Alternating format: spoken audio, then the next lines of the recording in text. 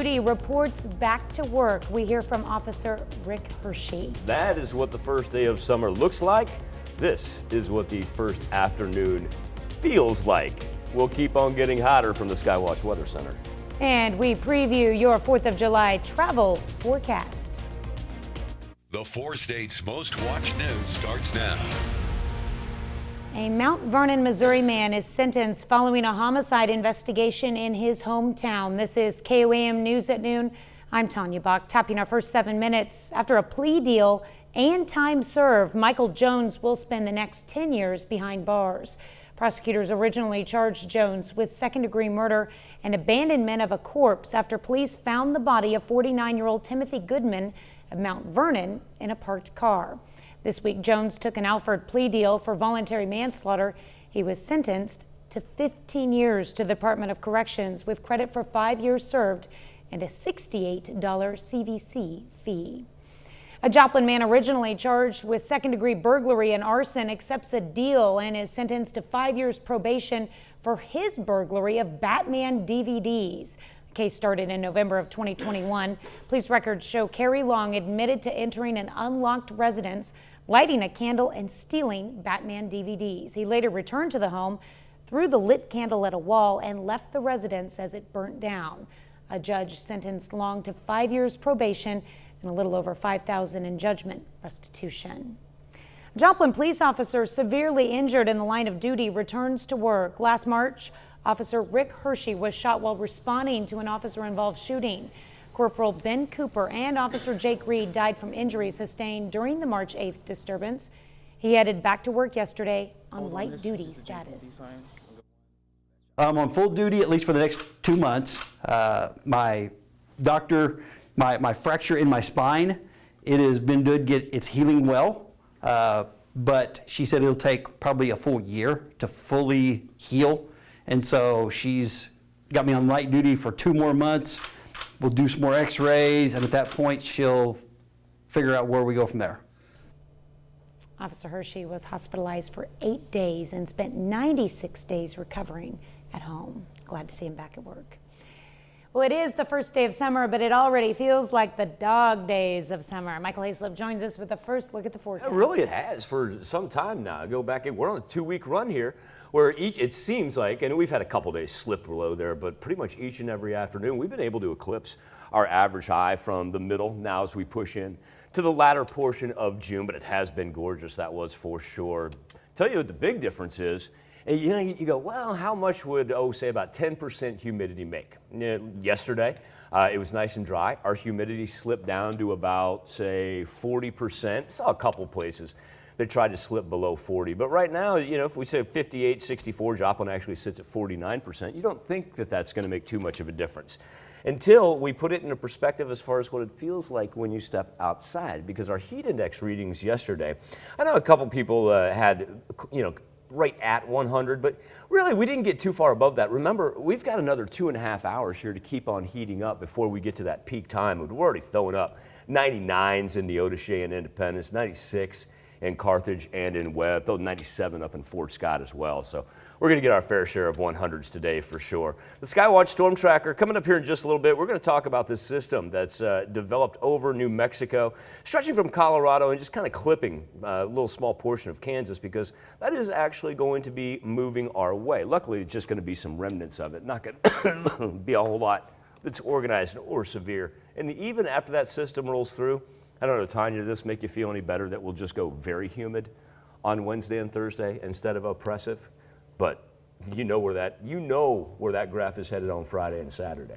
Yeah. 97, 98. That looks miserable Friday and Saturday, but I want to look ahead to the light at the end of the tunnel Sunday and Monday. Nice old-fashioned first week of summer. Cold front takes us down to a very comfortable 80s for next week. We'll take it.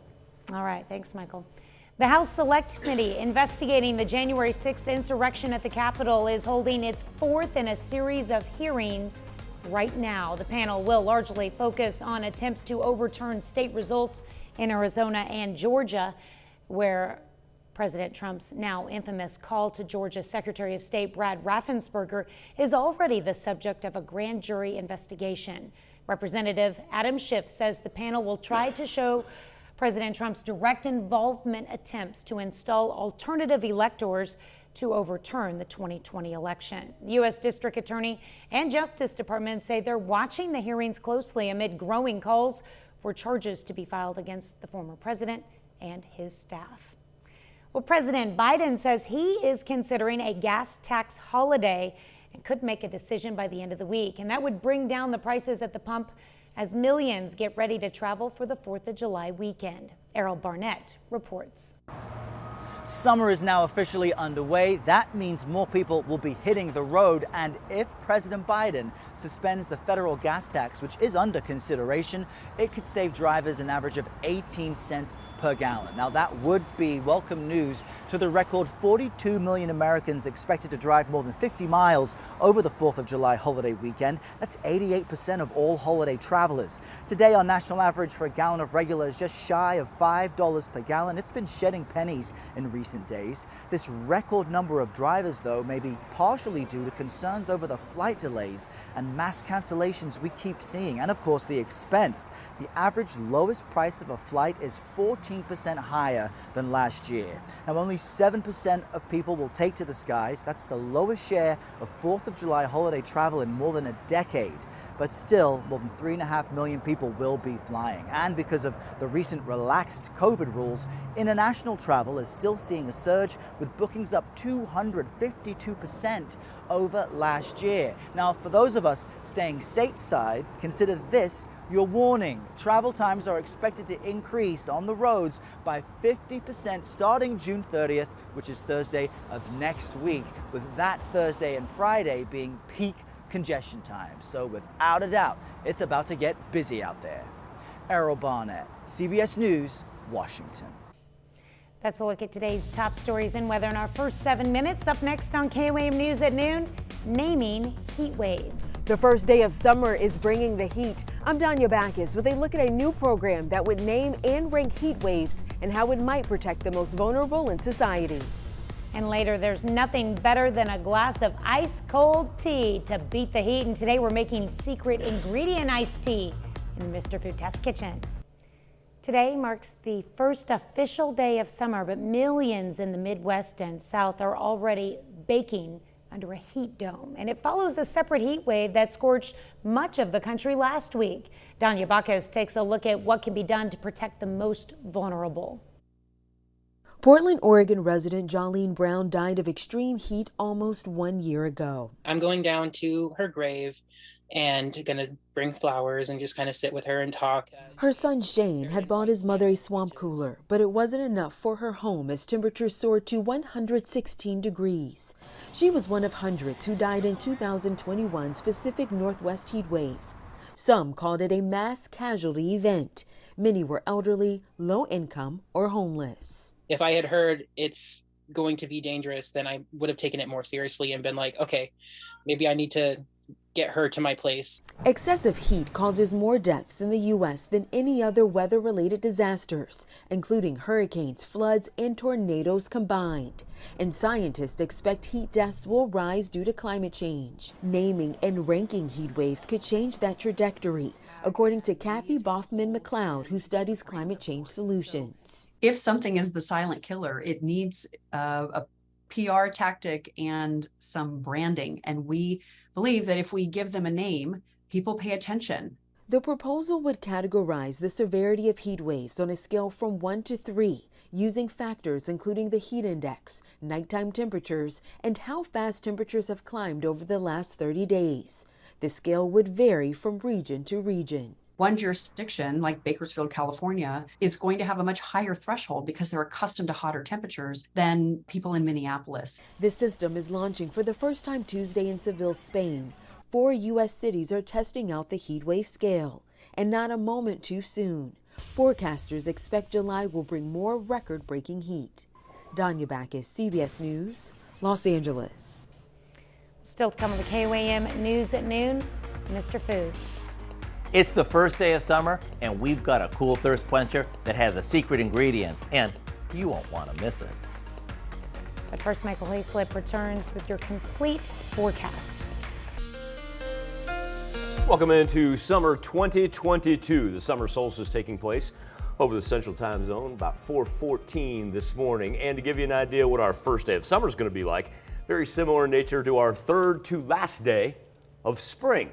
That was Saturday. Saturday was a hot one. And we're essentially going to repeat Saturday, complete with the blue sky and the sun beating down as we see ourselves at 90 degrees in Joplin and a heat index right now of 97. We're going to dive into this humidity here in a little bit because, like I said, we kind of lucked out yesterday.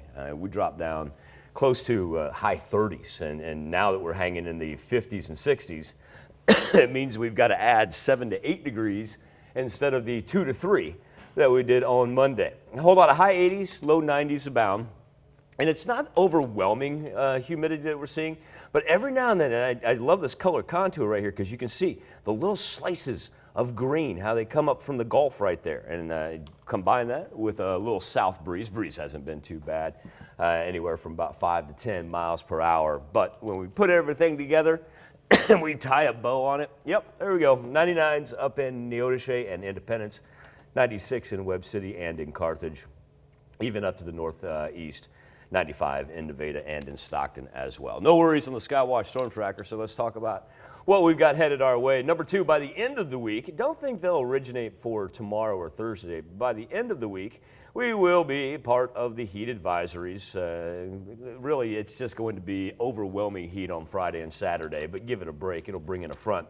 But the reason we won't exactly heat up into advisory territory for tomorrow is going to be this line of activity right here. And as this thing progresses along with the heat wave to the east, almost wants to make a little horseshoe around us. But even with that being said, while we stay out of anything severe, going to see some spotty rain for Wednesday morning, and it'll last into the afternoon hours. It'll start up in the north. So as we get ready for tomorrow morning, you'll notice kind of just wraps right at our counties right there, up toward Kansas City, before it slowly falls back into central Missouri. But we're not going to escape all of it by any means. But eventually we'll see some for the central and the southern portion. But you should be done with that really by the time we get into Thursday afternoon. So what we'll do on the outdoor activity forecast, we'll call today fair, simply because of the hot. We'll call tomorrow fair. Temperatures low 90s, but you're going to have to dodge some raindrops. Thursday, let that rain get out of here, low 90s. We'll call that the good category. So why is Friday in the poor category? Well, there's a massive heat wave hanging out down by the Gulf that is going to get on us. Excuse me, that'll give you an idea of the track of that storm coming out of New Mexico right there. And then watch the color contour here. After this thing kind of dissolves on Thursday and Friday, you can just see all the heat that just begins to sit down in that Arklatex region. It's going to come straight out of Louisiana, Texas, Oklahoma, and Arkansas. And what it'll do is it's just going to push northward. Friday and Saturday are going to shape up to be our hottest days of the year so far. We will see some, remember, Tanya, the 97, 98, that's kind of an average throughout the 4 states. You work down to our south, we'll easily be throwing up triple digits as actual temperatures, not heat index, actual temperatures. Well, if we can make it through this weekend, it'll be nice. Then there's a massive That's all cold we front. have to do. Next week's going to be great. Check on your neighbors, make Need sure a everybody massive stays cold safe. front to get rid of this, whatever this is. Yeah, we tried to burn it out, but that's not working. So. That is not working. We'll My switch it up. apologies to everybody. All right, thanks, Michael. We take this time to honor today's 4-state hero, Private First Class Joseph Kotzman in the U.S. Army. The soldier from Pittsburgh, Kansas, fought in both Germany and France from 1941 to 1946. He earned 2 campaign ribbons with 2 Bronze Stars, the Good Conduct Medal, the Army of Occupation Ribbon, and 6 overseas bars. To Private Joseph Kotzman, we thank you, our 4-state hero.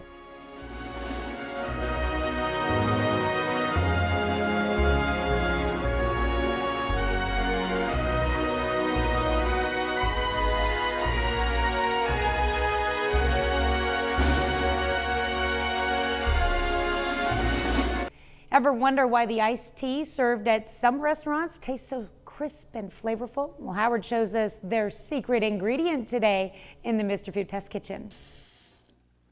You know, we're a nation that loves iced tea, and different parts of the country have different ways to enjoy it.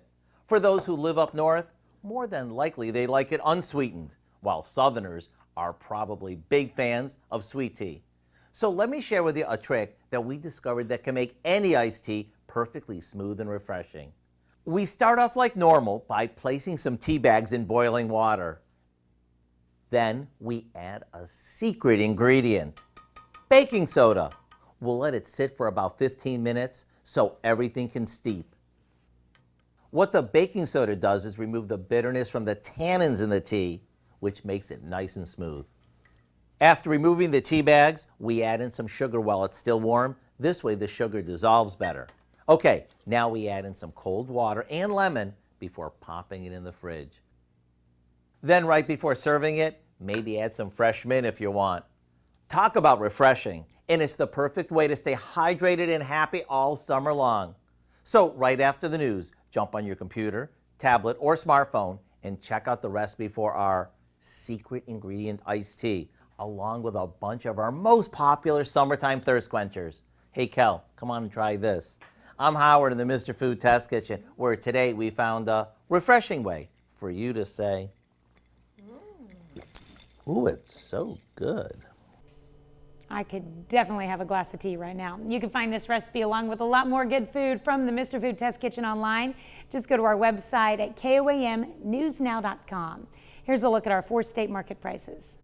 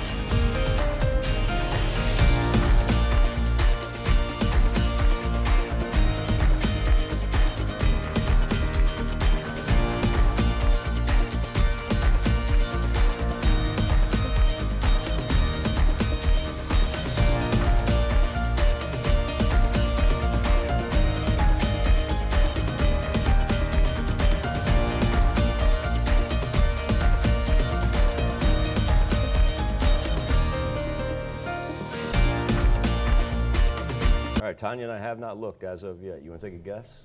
Did anybody get to 100 yet? I'm about to hit it. Hurry up. What'd you say? No, not quite. You say no? I'll say yes then. Tanya wins. Woo! Well, 99's hanging out there. They're like That's no, so close, so close. not today. Well, remember though, yeah. Yesterday our peak heating time was 10 after 4 in the afternoon. Yeah, we still got a couple We hours. got ways to go. That's for sure. For sure. Yikes. All right, well, coming up tonight at 5, summertime means it's tick season in much of the country, and one bite could change your life forever. And Health Watch, how you can protect yourself. Plus, construction may stop for rain or snow, but not for the heat. We're going to hear from a local construction crew on how they stay cool. And the Parsons Police Department warns residents about a scam involving Amazon. Join us for those stories and much more tonight on the KOAM News at 5. I want to thank you all for joining us here on the KOAM News at Noon. We'll see you again. Tanya and I will see you again tomorrow morning. And the rest of the team will see you right back here at 5 o'clock.